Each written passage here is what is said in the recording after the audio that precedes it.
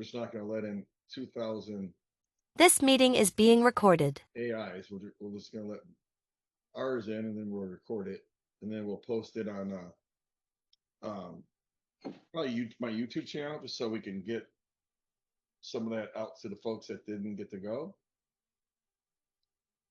Want to see another Victor on our call today? That's rare. Listen, we can't have more than one Victor. It's a problem when it's more than one, man. Yeah, Victor's very territorial. It's twice as good. Yeah. Let's see. Let's let folks in. We got some guys that helped us put this together today, as far as the inviting their connections on LinkedIn. So I'm going to be throwing out little thank yous at the beginning. And Joseph right here is one of those guys. So we'll kind of do a little quick intro for him as well. But this roundtable is around C-level, V-level people who want to learn more from each other, want to learn more best practices. It's not, hey, let me know what you do and pitch. It's, hey, let me know what you do, where you live, why you joined the roundtable, and here's 2 things that I learned in the last 6 months of it worked really well or just bombed, and either had to do with a strategy, a tactic, partnership, technology, just something that we can learn from. Because if you give 2, I give 2, that's 10, 20 different ideas, tactics, and strategies, or ideas. A think tank. This is what this is, a cohort. Mm-hmm. It's not a pitch fest. Or I used to do, like, everybody introduce himself and let's tell us what you do and why you join, and tell us like a 45-second pitch.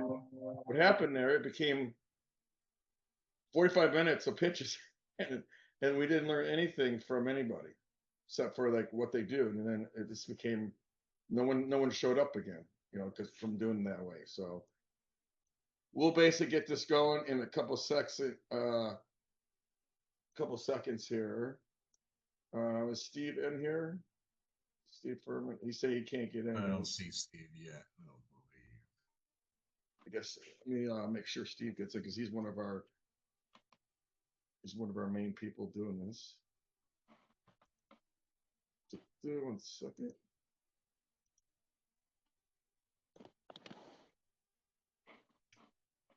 Oh boy, having problems today with this copy and paste. 1 second.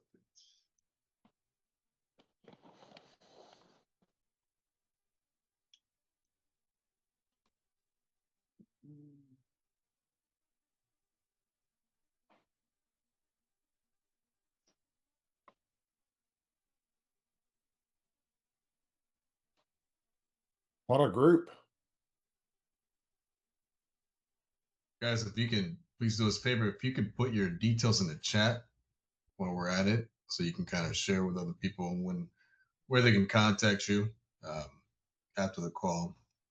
We get a lot of people who want to reach out after our roundtables, just to see what kind of more opportunities we can gain from this. So, yeah, I'm trying to see if we're having the Steve here.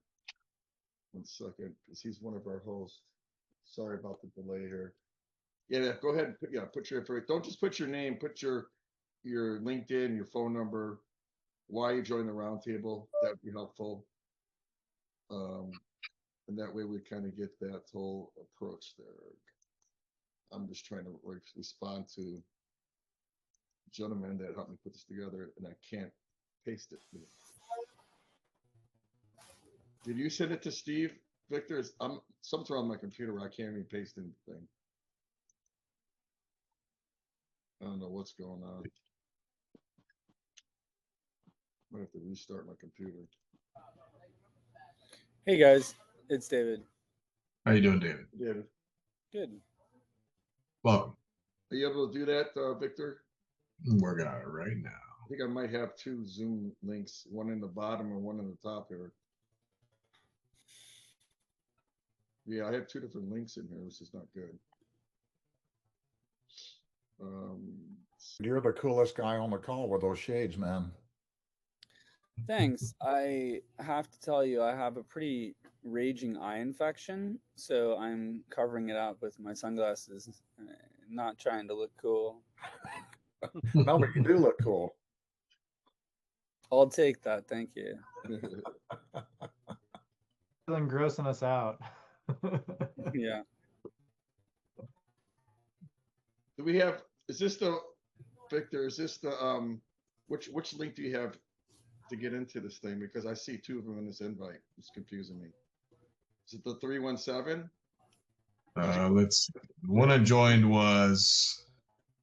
Let's see. Yeah, 317. Yeah. It's not, I think that was- Steven's here. Okay. Yeah, that was weird. Sorry, guys. Usually don't have sometimes I get two of these Zoom links in here, but we're gonna get started here now. So I want to make sure Steve was here as well. So again, this is more of a cohort roundtable, talk about what's working, what's not. There's probably a good half of you that have been on this call. There's a lot of new people here because I have Joe and other folks, Steven, that have built this whole approach today with using their LinkedIn as well. So I'll start off. We're going to talk about best practices, tips, tactics, strategies. I'm Michael Falato. I'm the CEO founder of Full Throttle Falato Leads. I live in Orlando, 2 kids.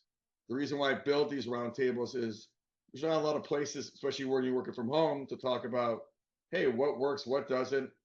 You know, I really did something well that I want to kind of pass on that could be repeatable and scalable for someone else, or I really did something bad and I don't want to do that again. Like back when I started doing lead gen, I was using 15 different versions for a company called TechMate, like Falato 1 at TechMate, Falato 2 at TechMate. I was sending out through HubSpot, tons of emails. Basically what I was doing, I was burning the domain of TechMate when I was a VP of sales, which I didn't, you know, I wasn't a demand gen guy at the time. I was learning things as we go. That was 4 or 5 years ago. Since then, I basically built a whole email, LinkedIn, roundtable, top of funnel, go-to-market strategy that's repeatable and scalable and producing 40 to 50 meetings a month sometimes. So that's the way to do it. My other tip would be is when you're doing these types of things, ask people to be part of something. Don't sell them. Don't pitch slap them on email. Don't pitch slap them on LinkedIn. Say, hey, I'm going to be at this conference. Are you going to this conference? Like when I went to SaaSter, which is a conference in San Mateo, I sent out to my 30,000 connections, 6,000 of them. Are you going to SaaSter? I'm going to be there. I'd love to grab a cup of coffee. 600 responses from doing that. It's because I'm like, I don't care if you're going or not going. I don't care if I'm going or not going. It's just a way for me to kind of get in front of you and say, hey, let's bring you back up to the top of my funnel, because so many people have connections on LinkedIn and they never monetize that or use that for a friendship, use that for partner network. Okay, so those are 3 things you should really look at when you're looking at LinkedIn. Join groups on LinkedIn. There's 100 groups. Every time you join a group on LinkedIn, you can send free messages to them. You get in-mails. In-mails cost money, but if you're on a group, you can send them for free. So those are 3 to 4 tips. What I would probably want you guys to do is limit it down to 1 or 2. But again, make sure it's like who you are, so we get a sense of why you're telling us this and what you do. But please keep it concise, because we have what? How many people we got today? 9.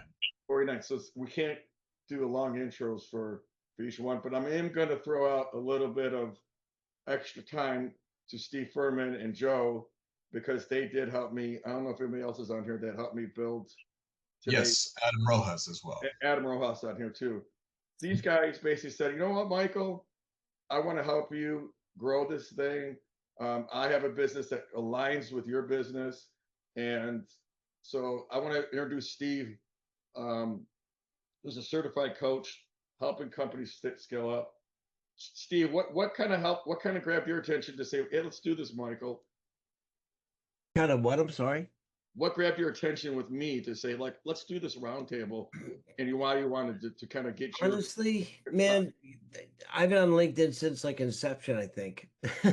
Yeah, that long. I mean, I remember when my number was like under 1 million subscribers. So That's how they used to be in the URL. But I've not really ever monetized, and I've not really tried. I've been giving good, helpful tips and tricks and ideas and things to present myself as a thought leader, which I am in the industry because I have a lot of experience, but I've not really capitalized on it. So when I saw what you were doing and we met, I was like, oh, this is really a great way to get people together and help them. And I think the more you help other people, the more they're going to remember you and want to reciprocate that at the back end. And this is a great thing for you guys to do as a partner program. Like, listen, hey, let's take both of our LinkedIn, put them together. Let's go do an event at a trade show. Let's do an event online. And you have some guy like me automate that or do it manually, which is not the best idea. But Steve and Michael together is way better than Steve or Michael doing this separately. Oh, You know, yeah. we put our arm around each other, go, hey, we don't compete. Even if we did compete a little bit, there's business I want to take and business he wants to take, or partnerships. Everybody has that 7 levels of separation or less now because of LinkedIn. I have over 30,000 connections, so I think Steve and I had over 200 or 300, had over 200 or 3,000 of those. So let's get Joe in here. Where's Joe? Joe, just give us a little intro what you do and kind of why you kind of also did this with me, and before we do that, Steve, can you give us a tip or tactic? So I want to make sure we get that. It's not just intros, but also like a tactic that you learned in the last 6 weeks, like that just blew your mind. Yeah, I'm going to give you one I learned because of AI. Meet people where they want to be met at. So not everybody consumes information the same way by reading a blog. So I started adding an MP3 file, which is basically a podcast, 2 people speaking back and forth reading the blog. And I found a lot of people consume content audibly a lot better than they wanted to sit down and just read it. Especially sometimes blogs can, be a lot of You information. do that in email or like LinkedIn? It's very easy I- to do a voice note that I like. I But do. No, on my website. So on my website, on my blog, under blogs, I have an MP3 file under my blog. I just posted a blog today and I just sent to my CMO the MP3 I made using AI 11 Labs, the podcast feature that it has. And it's pretty simple to do. It's pretty quick, but that's something I learned new that a lot of people are excited about listening to what I have to say instead of reading what I have to say. So Yep. meet people where they are.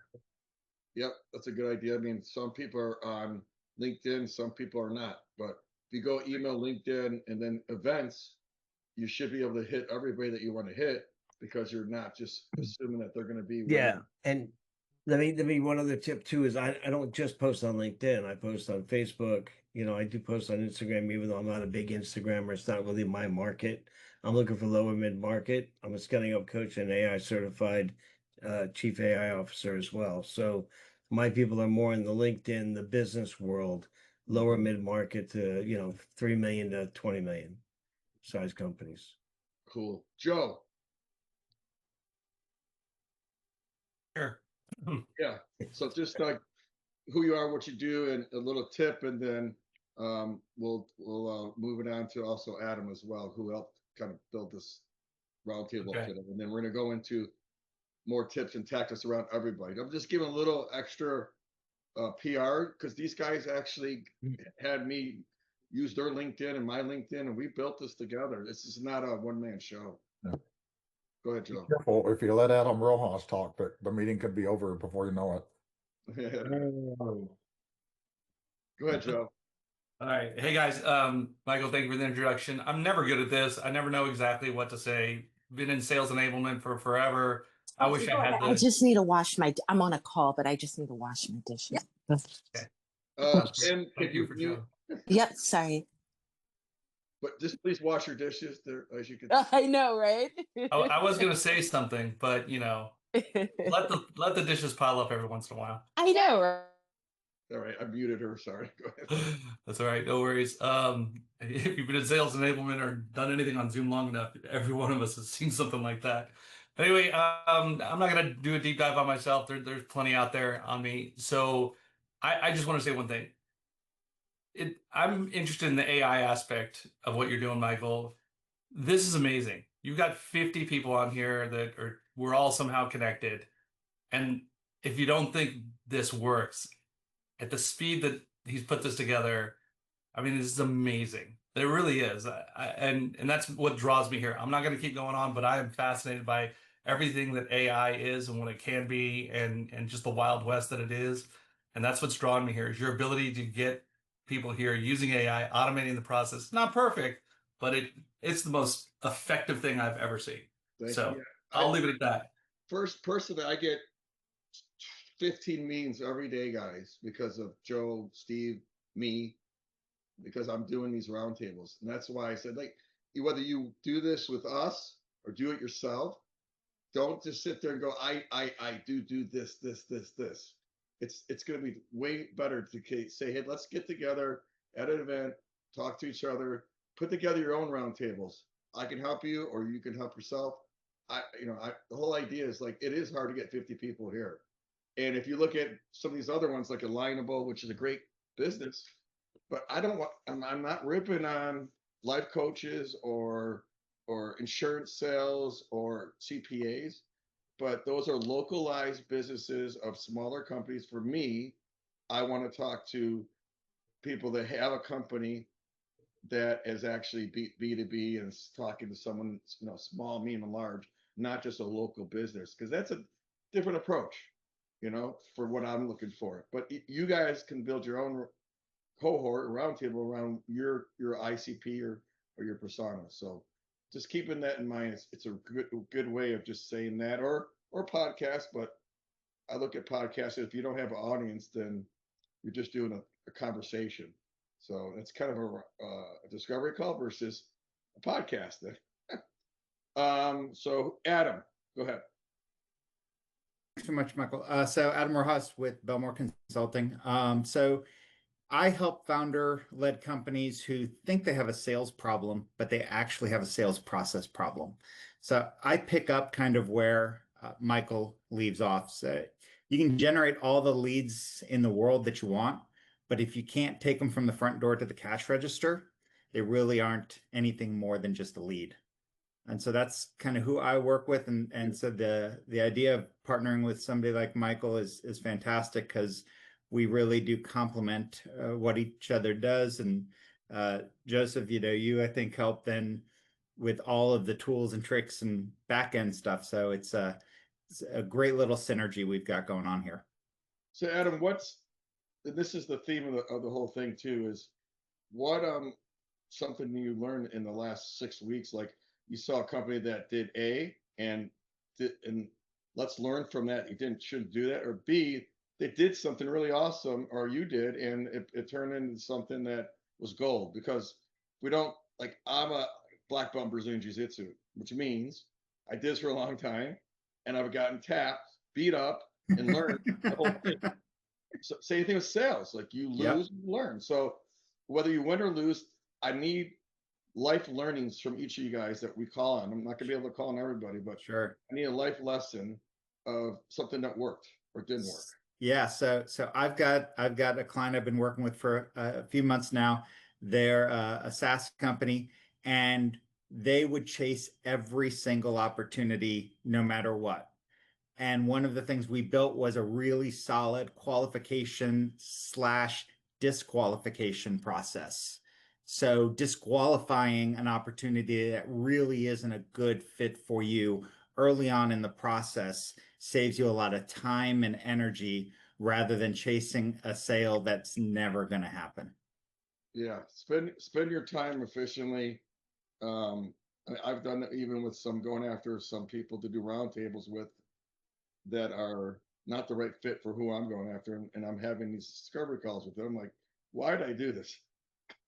So to be busy is not always the best approach. You want to obviously say be intentional. I mean, Michael, you put this together intentionally. Yeah. When we met at another networking group, when we talked about doing it, it was 100% planned out. Here's what we're going to do. Here's how we're going to do it. Here's what the result we expect to get. And, it's not a salesy thing. We're not here to sell you guys on anything. It's, to show you what is possible. And yeah, I think it's fair. We're all out to grow our business, right? But at the same time, Wouldn't it be nice to grow and scale your company and also be able to help people at the same time? I mean, Yeah, to me, it's a win-win for everybody. I mean, people charge for this stuff, right? They say like, you want to join the round table? It's $100 a month. You know, there's the pillar company. There's 100 cups of coffee, whatever it is. Some of them charge, some of them don't.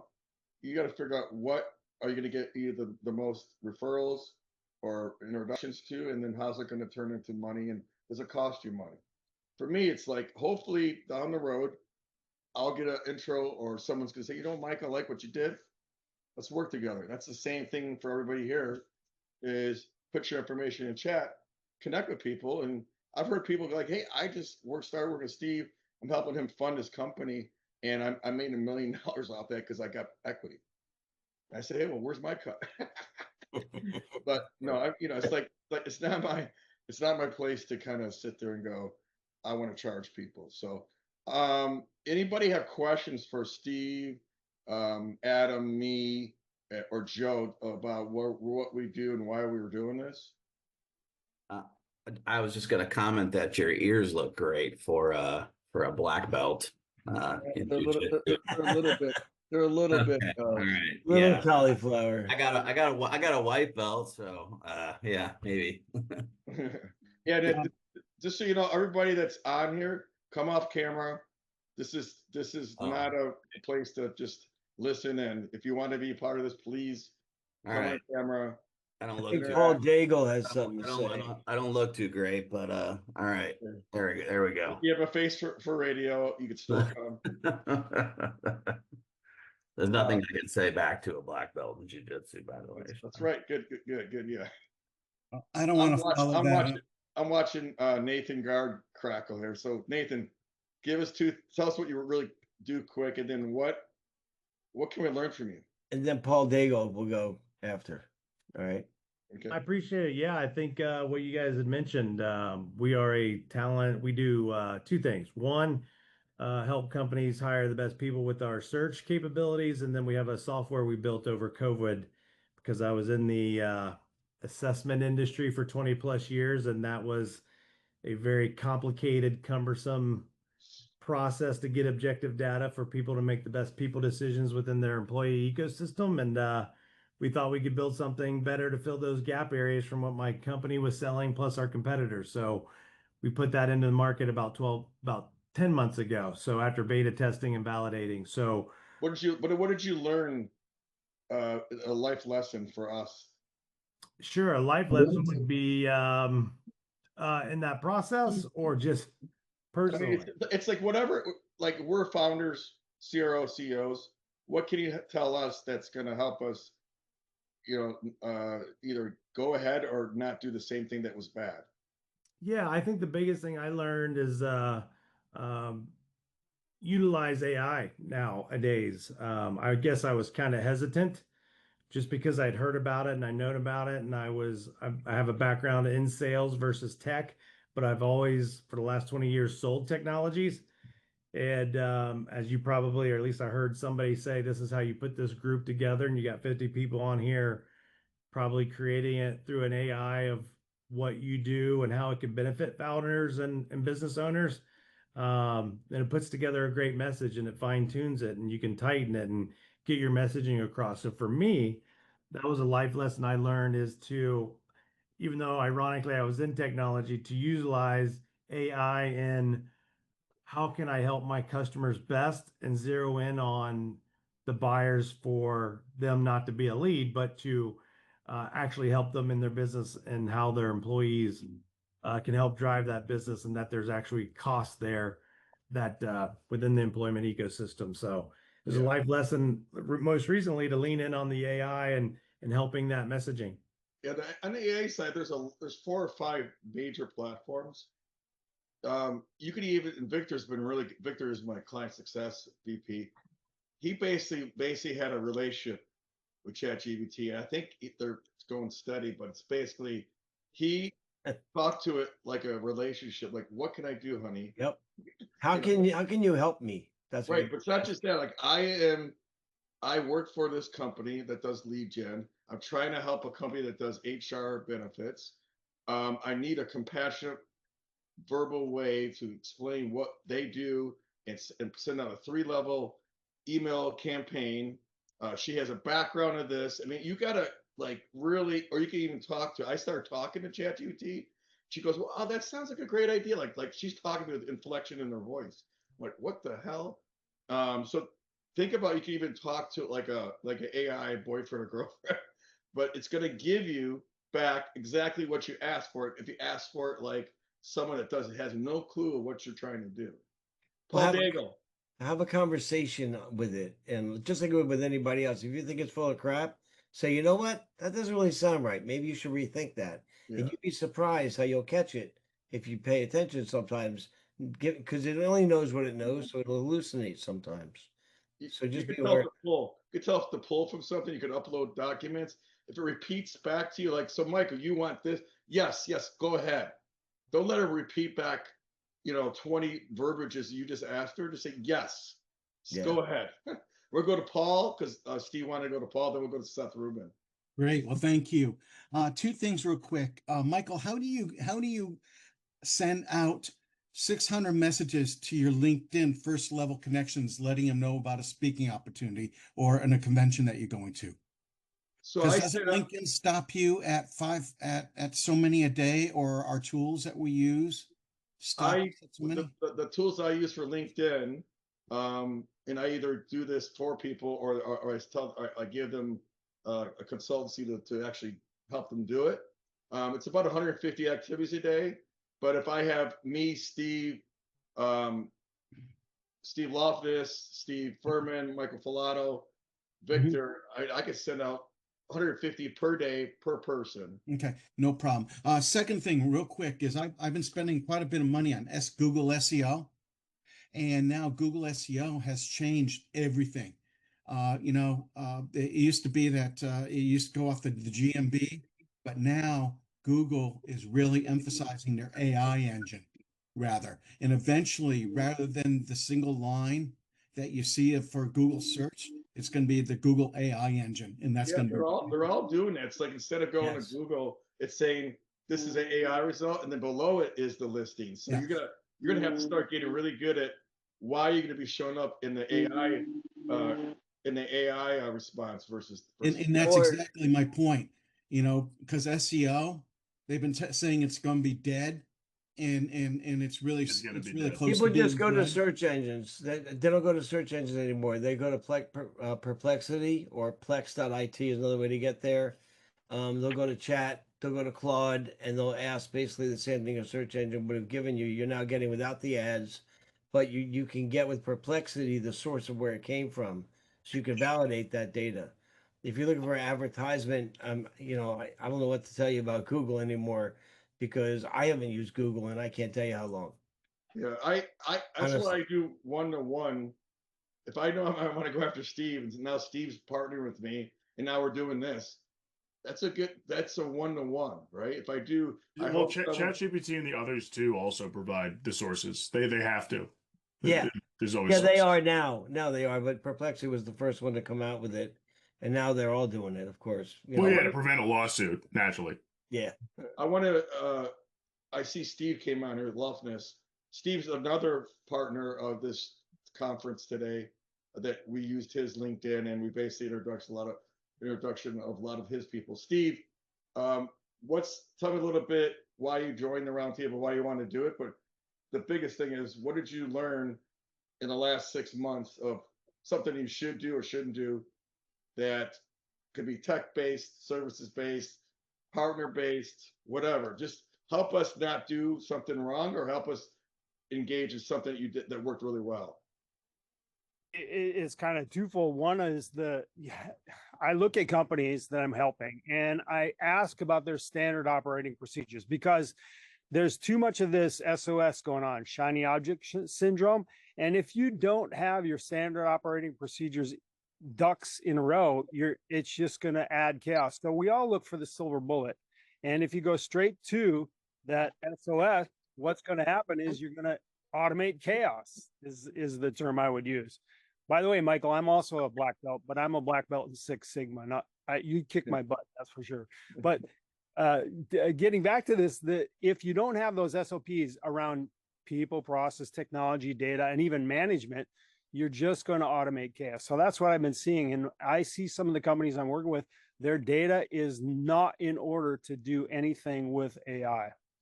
So that's one of the biggest lessons. You just described like half my work. Yeah, that's. I just wanted to thank Steve also, Lofton. Hey, what, Michael? I want to jump in on that though. Can you describe a little bit more about what? Just raise your hand on the chat so we can kind of make sure. But go ahead.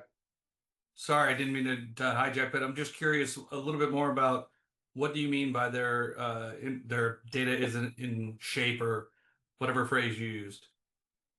Their data house is not in order. Part of it is they don't. So I look at things from the go-to-market perspective, and you've got silos of data. You might have your marketing stack has some level of data, and then you might have some, if you even capture it in the CRM, you might have some of the sales data. I kid you not, I was working with a company, and one of the sales reps I was with, he was tracking everything in a paper notebook. And I said, well, what about he opened the trunk, and in the trunk was a box of paper notebooks, right? So I'm saying there's a lot of data that is not being captured anywhere. And what can you do then? You have sales reps running around, they're not tracking data in a CRM, or you have the disparate systems that are not integrated. So it's one of the basic things that I would try to help a company do is try to get those together. And it all starts with what is the dashboard you need and what's the data to feed that. That's where I usually start. Gaps and normalization issues all day. Hey guys, make sure we kind of do the hand raise, so because otherwise it's gonna get. Steve, yeah, it's one of those things. Look at the company. If it's not in your CRM, it didn't happen, right? You know what? I have my own company, and everything goes into HubSpot, but I don't have to worry about someone yelling at me now. But yeah, if you're going to have a company with more than a couple of salespeople, you got to document stuff, because you can't assume that someone's going to be around the whole time, and then you're lost. Dan Ricks was the one next that had his hand raised. Then we'll go to Rajiv and then AJ. Yeah, I just wanted to say a big thank you, Michael, to you and Victor and those who all put this on. I'm now seeing a person on my screen, Steve Lofness, that I haven't seen since 2006. Well, we hit him. So Steve, good to see you again. He mentioned Black Belt and Six Sigma. Me too. We both worked together at CheckFree, Fiserv back in the day, big global financial services firm, and it's great to see you, Steve. Six Sigma is a methodology. I know I've heard of this over the last 30 years of my life, but can you give us a 10-second version of what a Six Sigma is? Well, the methodology is DMAIC: define, measure, analyze, improve, control. It's just a circular methodology for continuing to define the problem within your organization, measure that problem, analyze how to fix it, make those improvements, and then control that, and then circle around it. I think it started, Steve, if I'm right, by General Electric back in the day. Is it still pretty relevant? I think it is. I mean, I'm an IT guy, but even in the implementation of technology and process improvement, I'm always looking for ways to help companies, as Steve is. Drew William Deming was the guy. In Japan. Yep, in Japan. My grandfather worked with him. Well, my grandfather was setting up the whole Japanese banking system after World War II, and he was working with Deming to actually create all the manufacturing protocols. We need you to raise your hand, okay, buddy? Rajiv. Awesome. Yeah, thank you for putting this together, Michael, and for all of your collaborators. I'd love to be your future collaborator, just saying, Michael. So as far as, and also, thank you for sending out the calendar invite with the Eventbrite, with the Zoom link, because the Eventbrite, I couldn't find the Zoom link. So thank you for. Yeah, I figured out how to find it. Eventbrite is very confusing, but the Google Calendar is a mess to do a series. So yeah, I'll try to be better at that. But I went into a hell of trying to do a series on Google, and then everybody's like, take me off this list. I'm like, this is not what I want as an email god. I know. That's annoying. Yeah. But real quick, just to kind of contribute to the question raised earlier. So what I found is that if AI likes you, Google likes you. So essentially, in fact, this is what we are finding with clients.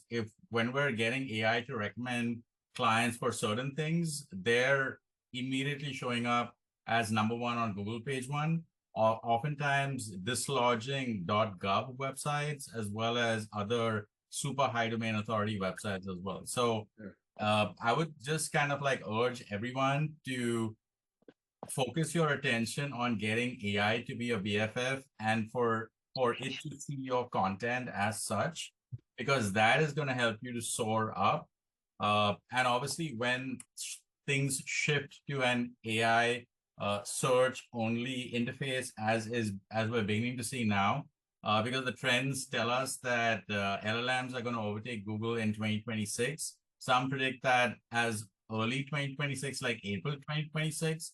Some predict even September 2026. But the point is, it's going to be in 2026. That is just next year. So it's literally around the corner on that front. And yeah, so if anyone needs any help with, getting AI to like your content, let me know, because that's something that we've begun to do very successfully. I'd also like to throw out to, I've known Rajiv for a while, like there's a lot of bad actors that will try to ruin you. And it's a little bit more probably in like when you're locally and someone doesn't like what the food you're doing, but there's obviously people that can write stuff about you, and he helps clear that stuff up. And I think there's a path for people that need to get people that are trying to be a little bit negative about them for no reason. So I had that. Someone wrote like he spams people, and it wasn't someone I ever worked with. If Google took it off for me when I asked them, was this Google review? But I mean, people try to be little bullies behind keyboards. Yeah.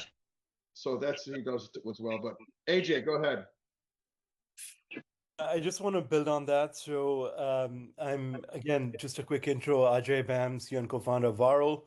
My company makes video content searchable and useful for brands and retailers. So we provide e-commerce tools with video site search and then shopping experiences. So we're building agents and co-pilots for commerce.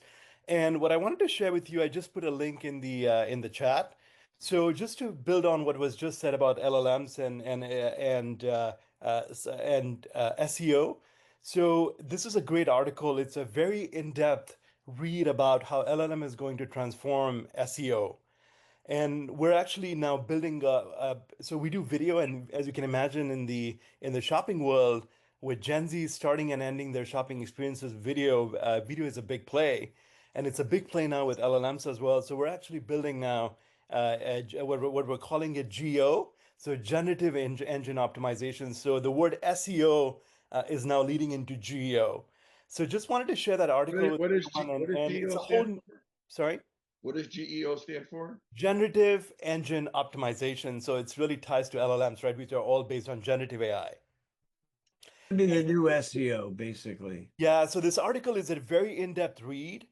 And we're literally building this for our customers. So when a shopper is saying, hey, show me the top 10 Nike shoes, we want to be able to surface video reviews on top of the page. So we just landed contracts with Walgreens, AutoZone, and most recently, even TikTok Shop is using us to capture and leverage video reviews for 500,000 merchants.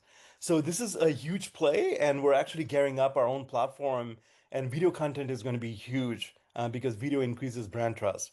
So just wanted to put that out there for reading.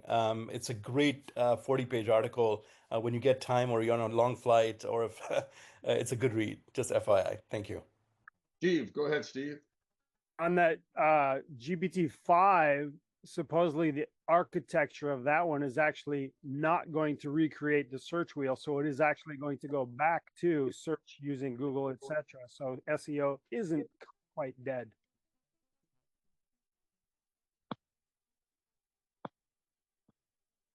Anybody else have any feedback there? Real quick, my SEO has been going downhill lately. I was doing really well about a month ago, but it's been going downhill ever since. Because I think of the GEO, as AJ has said. And have you done, how about Google AdWords? Does anybody have any background there? Then I'll let Greg go.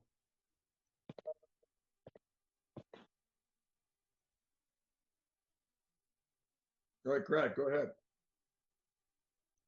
one of the things that we discovered as far back as 2013 is that when you added video to a piece of content, you not only increased the likelihood that people would read the content, you also increased the percentage that would then go on and become leads. We've leveraged that lately because it turns out in Google, AI overviews, one of the three sources that pop up is YouTube. The other two being Wikipedia and Reddit, but those tend to be the sources of content that AI overviews will feature more often than not, versus content from other places. So again, to the extent that you can create video that answers a question or provides the most interesting answer in a certain area or category or topic, you are leveraging what seems to still be working 12 years later.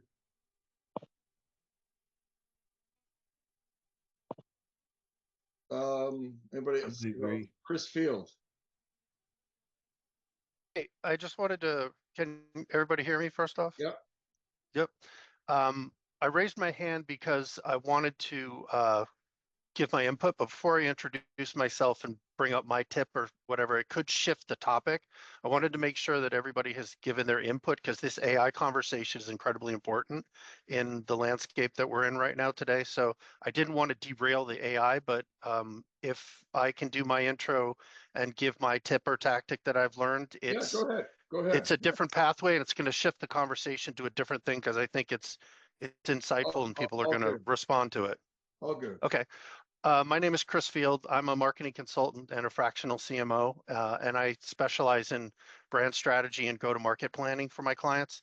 And one of the things that I've seen heavily, not just the past 6 weeks, but over the past 6 months to a year, that's going on right now is a severe cultural shift in how we go about marketing and doing creating revenue streams through awareness and interest, because I specialize, my kind of micro specialization is content marketing and thought leadership. And one of the things that I've seen is very effective right now is leaning into the cultural business shifts of what are the trending concerns that people are having right now. And if you think about bringing revenue to a company and converting leads, you're not selling to automation and companies, you're selling to people. So the people, human communications, the stakeholders, when you convert your leads and your prospects, the stakeholders' concerns are really about how they're going to be a contributor to their company. So something that I found is very effective is actually leaning into the negativity right now about job security and the fear that people are having. Because of the economy, because of changing different business practices, because of different political things that are going on in our country right now, a lot of people are worried about how they're going to be secure in their job. So when you're selling, when I work with my clients about creating content and thought leadership, instead of needs and speeds and differentiation and how you're best in this market, I have been finding a lot of success in leaning into generating a lot of content to convert leads that's around ease of use and solving pain points and how our product or our service can make you not only a contributor, but in a leadership role, be a critical contributor to your company and become a champion there to really secure that you're bringing in what's solving the pain point to your company, so that not only are you converting leads and bringing in, revenue, but our product by selling into you, or our service by selling into you, is going to make you a champion and really solidify your role at your company. And this has become successful in the stakeholders, and we're making a lot of sales this way by pinging on this human concern. Does that all make sense? Yep.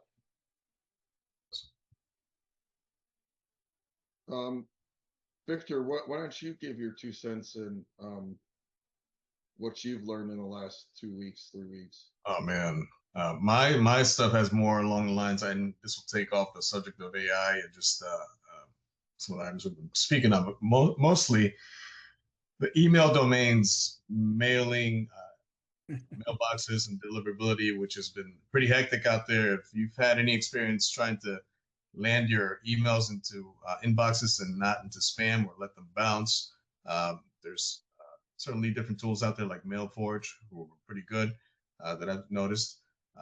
You know, if you learn to warm those up through Apollo or any other apparatuses like that, you'll do pretty good. You know, trust the process. It's going to be like a good month before you can launch out large amounts of emails, or larger amounts, I should say. But never rely on just sending from one domain, one mailbox. That's basically what I've learned in the past couple of weeks, that you have to be it's a patience game, really. And touches that used to be alignment. 7 touches, man. Now it's 15, 18 touches, and at different points, you know, LinkedIn, Facebook, email, Instagram, social media. You got to kind of hit people at different angles. I would definitely recommend, especially on LinkedIn, don't touch them more than 2 times, 3 times. Yeah, just a few times. You get annoying, you will get banned. You will get your likes. You will get annoyed. You get your people to unfollow you, unconnect with you. It should be something. Hey, I want to connect with you. Hey, I'm going to be at an event. I want to invite you to an event. And then third thing should be, hey, just checking in. Are you going to go to the event, or did you register? That's the 3 things we do every time for our clients. If you go into, hey, just bring this back to the top of your mailbox. Hope you're doing well. Don't do that. You're going to ruin your email or LinkedIn that way. Don't assume like that your business is so important that you're bringing it back to their inbox. There's a lot of message. Hope this email finds you well. That's AI driven. Think about if you get an email or LinkedIn or Roundtable or any type of event or any type of message and go, would this irritate me? Is this spam? And then you'll basically say, you know what, maybe I shouldn't do that. You can always run it by Michael and Victor and go, you know, we're copyright experts as far as getting people to book a meeting or book a roundtable or be engaged. Anytime it looks AI generated, or you're talking about, we help companies reduce their revenue churn by 50%. We've done this for A, B, and C. We'd love to have a call with you. That's a sales marketing email. It's gonna get in spam. Your domain's gonna get bumped from that, and then your LinkedIn reputation or your LinkedIn profile could get temporarily hosed for that. So make it about them. Adam. I think it's a great conversation, and one of the ones I see so many small businesses struggle with is what's the necessary contact ratio for me to get in front of my prospects. Oftentimes it's like, well, I've sent them 2 messages and they're not interested, so you know that's the end of the ball game. And that works if you're selling a $5 item. But if you're selling a high ticket item, you've got to have a solid contact strategy that hits them in a variety of modalities: email, LinkedIn, pick up the phone and call them. Hell, I even have some clients who use snail mail, because we get so few things of quality in snail mail that, you know, if you actually get something that's halfway decent, it entices you to react. And the other thing I would say to that is, the larger the ticket item or the larger the company you're going after, the more number of touch points you've got to hit before you get in front of somebody. I think those are, it's a great discussion, and it's one that so many people just don't have the ability to have a solid strategy around what that looks like. Think about when you get a message. Does this annoy you? Is it too much?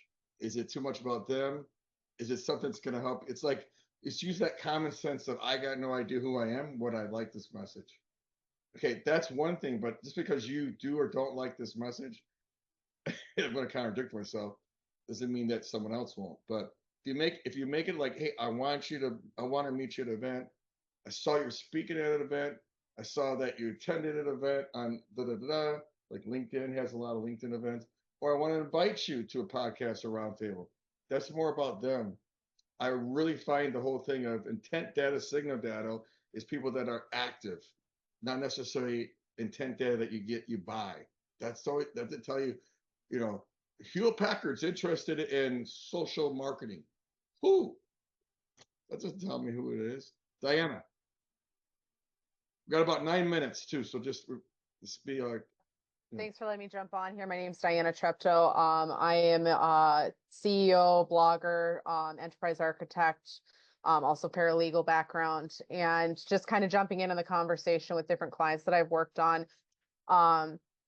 Regarding SEO, until it's absolutely dead, it's still not dead. And one of the things that I find a lot of businesses underutilize, even businesses that don't have physical places of business, is they're not using Google, their Google business profiles real well. That actually is technically a search engine that if you keep creating kind of updates that kind of let people in your area know what you're about, what you're doing, what's going on, that actually can help with the SEO.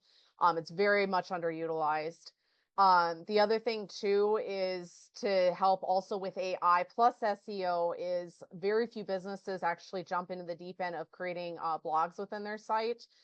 That is, video is very important. I love that that was discussed, but it is so important to actually utilize and kind of create kind of a cadence of some sort with your blogging to help with the SEO as well as with the AI generation, because it's going to pick up on that. And then there's a few other things, but I appreciate you letting me come in today. How is like if I do a video post either on LinkedIn or on YouTube, is it picking up the transcript and using that for SEO or any other type of? So with SEO with YouTube, it's actually, so since YouTube got bought out by Google, the transcript, as long as you're clicking into, I'm trying to think of the button. I apologize. It's been a while since I've uploaded in there. There is a button that says to confirm or allow for the caption. That is kind of reading into the Google, but all of it is data. All of it is getting digitized in regards to the words that are coming out. So there is a read that's happening within Google, and also creating clear messaging in your titles is huge to help it pick up as well. And then the messaging that occurs. So if you can get friends and stuff to comment on the video, all of that actually helps getting noticed in regards to picking the video up within SEO. It's like you want to, like some of the different other people that are in this space that I've been listening to and following, they actually will kind of create like, it's weird, but it helps them get attracted. So they'll like own 5 different domains, and they'll actually use the different domains and the different companies with the employees they might have under there to comment within others to help with the generation within the SEO to get found. And it works like primo, and it always funnels back to one of their 5. It doesn't matter who gets bought. If you wanna also increase your outreach on LinkedIn, use your sister, daughter, mother, cousin who doesn't work in your space and doesn't need it. Maybe she works in Disney or whatever, like here. And I use their LinkedIn profile, so I have 10 different profiles of people that are marketing managers for me. But I'm using their LinkedIn, and they're real people, so it's not against the terms of service of basically they're fake people. So that's a little trick. Jenny. Thank you, and I'll keep it brief and change it up just a little bit from the conversation. I'm Jenny Arake. I'm the founder and CEO of iRise Careers. I was referred today by Adam Rojas, my fellow GHCC friend. Thank you. My business is a HR consulting and career services expert firm. We work with individuals, businesses, schools, and communities. And the one thing I've learned over the last few weeks is, as much as AI is necessary to win these days, it's also really important to stand out to the human component of things in business, especially with sales. So in the people business, it's a bit different than what I've heard some of you all speak about today. And in the people business, people buy from people that they like. So yes, I use AI in all of my outreach efforts. Yes, I use AI in a lot of what I'm doing every day. I do talk to my chat GPT every day as if it's a partner, but it's really humanizing things as well. So on the business side, I've implemented AI ATSs that are now in the news for filtering out people due to ageism. So helping companies understand how to implement AI smart in their companies to help them hire the best people. And then on the individual side, helping them beat the bots, so to speak. So using AI to help them have a competitive advantage, but also making sure that they stand out as a human and don't look like everybody else on paper. So. Thanks, Jenny. Austin.